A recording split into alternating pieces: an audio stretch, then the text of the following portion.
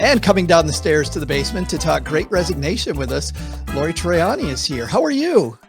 Doing real well. How about yourself? I'm great, Laura. Well, let's dive in. First of all, why did you decide to tackle this particular topic? I mean, there's so many different topics you could have tackled. Why the Great Resignation?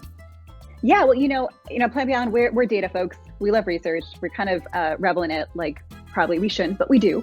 And we were chatting with a lot of clients last year, and we were coming across conversations that we've never really had before with folks. Folks saying, "Hey guys, we really want you to take this on. Normally we do some of it, but we don't have the people." Or the flip side, which is never good for us, which is, "Hey, we really want to move forward with this, but we just don't have the internal bandwidth right now to tackle this." That's always a bummer. Yeah. So you did. Yeah. So, well, we started hearing these conversations with clients, and we go, "Ooh, huh." And obviously, in parallel to this, we're hearing all the stuff about the Great Resignation and what's going on. And we're going, "Ooh, that's going to be an interesting thing for us to study. Let's do it." And that sort of was the impetus behind it. There is a myth out there that you've heard, that I've heard, that everybody's heard, that people just don't want to work. I'm looking through your study. I don't find anywhere in here people don't want to work. No. I think most folks like money.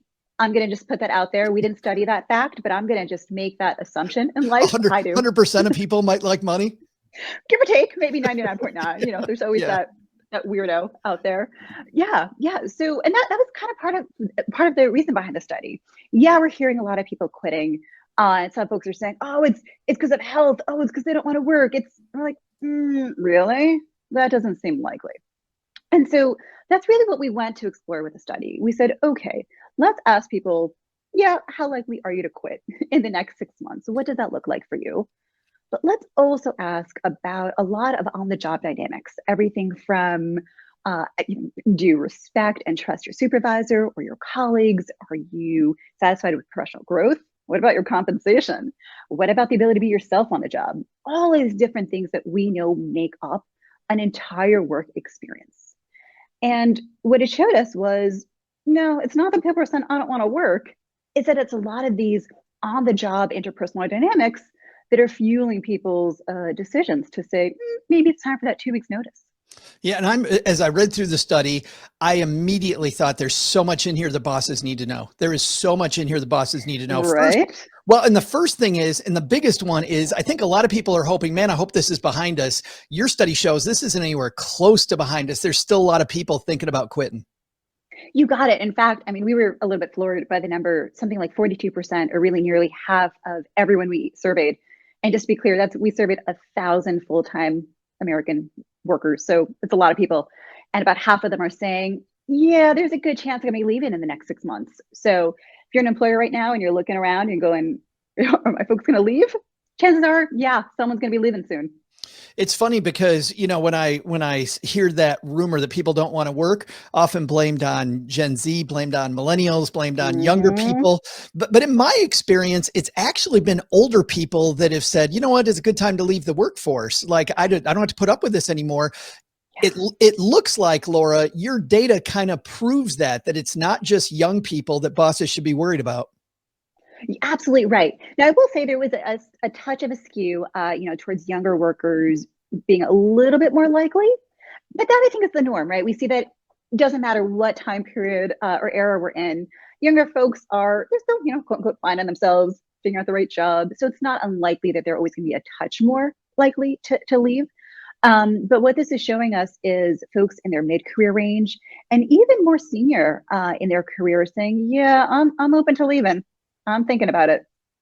I want to dive into the gender differences, because this is what I found incredibly wild. It looks like men and women are leaving their jobs for different reasons. Absolutely. And, when we looked at just, top 3 reasons across the board, don't care about your age or your gender, what's driving you to think about leaving? Number 1 was that idea of not feeling appreciated on the job. I think that was fueled about almost a quarter of the reason behind folks leaving. Which is funny, by the way, Laura, can I stop right there? Because that to me it shows, I think, what a disconnect that there is, because I feel like a lot of people want to make this around compensation. The compensation's the number one thing, and I'm not being fairly compensated. And you're finding that it's that I don't feel appreciated. Like if the boss just appreciates my work a little more, maybe that'll help me keep people. Yeah, and in fact, let's touch on those two things, right? That idea of appreciation or sort of interpersonal dynamics versus money and compensation. Because what we're finding is it's interpersonal dynamics that continue to really drive someone's likelihood to quit or not. And this is not a new dynamic, sort of in HR space or people people data at all. And in fact, back to that idea of gender differences, this is where we saw some huge differences. So both men and women are saying, yeah, lack of appreciation, that's making me think about quitting. But for women in particular, the number one driver behind sort of letting them think about quitting was the dynamic with their supervisor. And specifically them saying, I don't have trust or confidence in my supervisor. In contrast, for men, that was number 7. Number 7. Number 7. So that's a huge, huge difference between how men and women are experiencing that dynamic. Now, for me, that begs the question, why? What's going on? Yeah. Are supervisors that much worse to women versus men? I'm not going to go there. Certainly don't have the data. I think that's a bit hasty. But for me, it sort of begs the questions around, is there something about interpersonal dynamics that are more important to women versus men? How perhaps women perceive that communication style, the asks that drives them to go, gosh, that's really off-putting.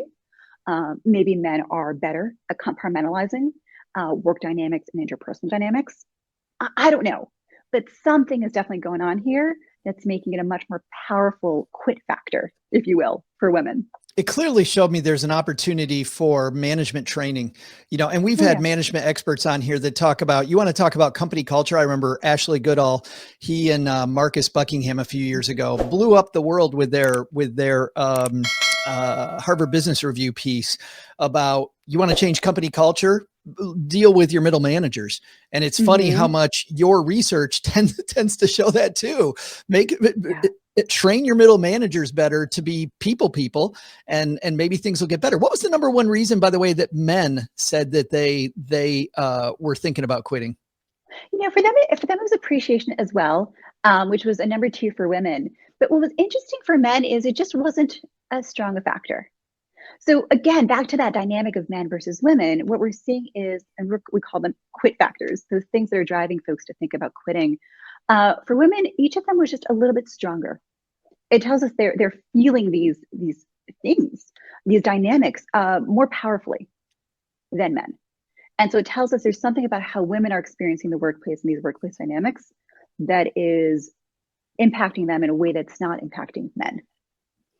I was surprised by the number of people that replied, no ability to be oneself, which I see for women is number 3, and for men is also number 3. Like, we feel like we have to wear this mask at work, Laura. I know. And that was fascinating. Obviously, as researchers, we go into any study with our own little hypotheses about what's going to matter. And I'll admit that question kind of slid in last minute when we were putting the study together. Like, what the heck? Let's go see what happens. And specifically, yeah, we had millennials in the back of our mind with that question going, I bet it's those pesky millennials that are going to say they really care about this sort of stuff.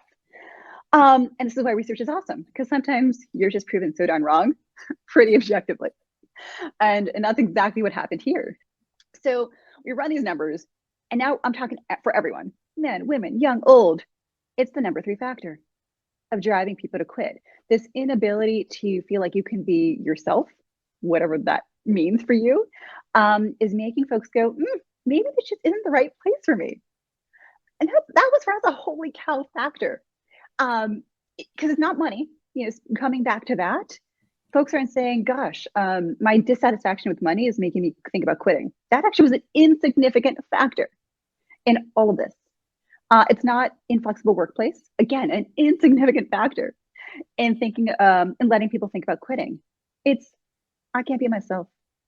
That's crazy because all we're hearing over and over is bosses, you better get ready to give raises because people are leaving with raises and you can pay people more and more money. And if I don't feel appreciated, I can't be myself.